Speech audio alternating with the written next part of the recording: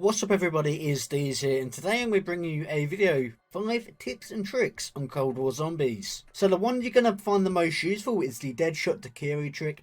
Basically turns your gun into a little bit like it's got double tap. So make sure you use that one most effectively, get in game, play some zombies, subscribe to the channel, and I'll see you guys later. Enjoy the video.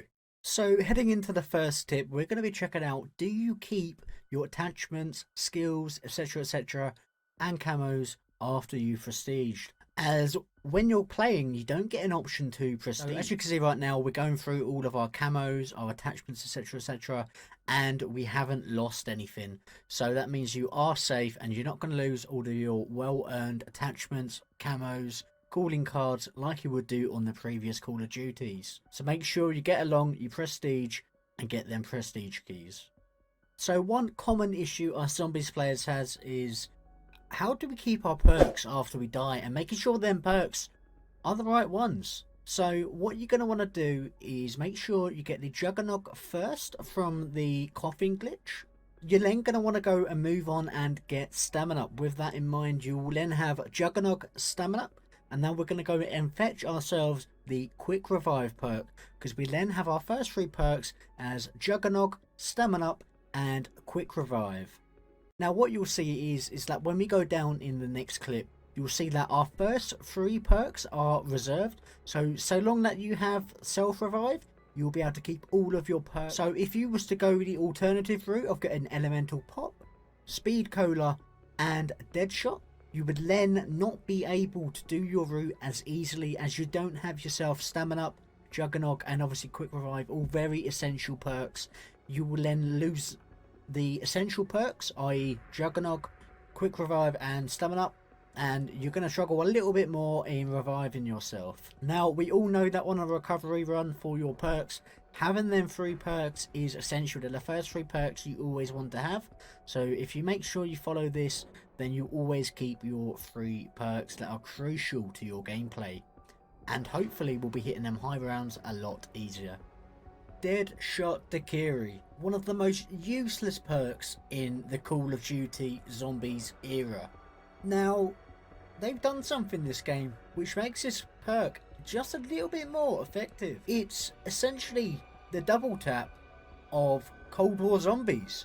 Now, beforehand, the damage on the zombies was roughly around about 104 to 114 per bullet. Now afterwards you're going to be seeing an increase of literally double that amount, so we're looking at increases which bring us up to damage of around about 214, which is double the amount of damage that's on the first bullet only. However, that will still do an increase of damage, so it does counteract not having double. So as you can see on our first hit on the zombie here, right to the head, we got a damage of 3691.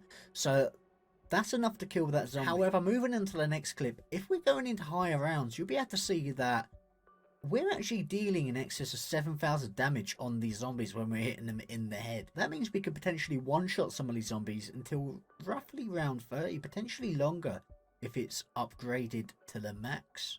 Now we can take a massive advantage on these boss zombies using this to our advantage.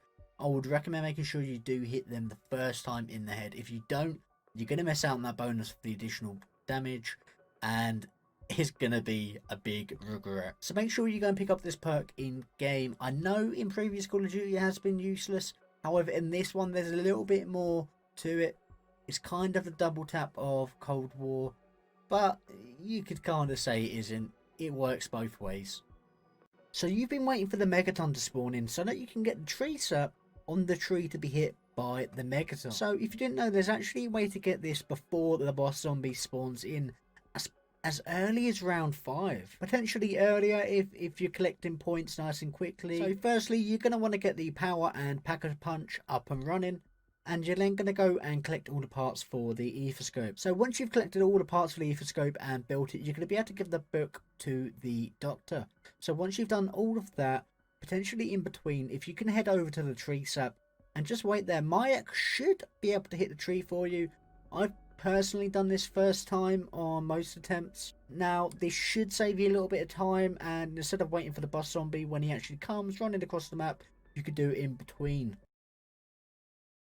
So it will help all of you speedrunners out there, or just in general, the guys who want to be completing the Easter egg in a reasonable time. Instead of waiting for the Megaton to spawn in, Mayek can just do it for you, and you'll be on your way to getting the Nova 6. So if you're having issues with the launchers on Cold War Zombies, then you can utilise the Ring of Fire method, in which you can literally fire your whole stock from your RPG into these little bitches. So your RPG is essentially going to go from a little potato launcher to an absolute beast. As you can see on screen right now, the RPG is absolutely ruining the Megaton, and we're literally about to see it one hit the little minions that, well, the split from the Megaton. So you've got to make sure there's only ever one rocket within your launcher, not two, not three, always one. And then you just need to hold down the fire button in order to utilize this method. Now what you do need to do is make sure you're careful, have Juggernog and full armor on to make sure you don't die.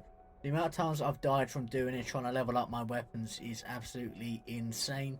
This does work for the other launchers in the game too, so make sure you do that. And now you can finally go and rank up your launchers.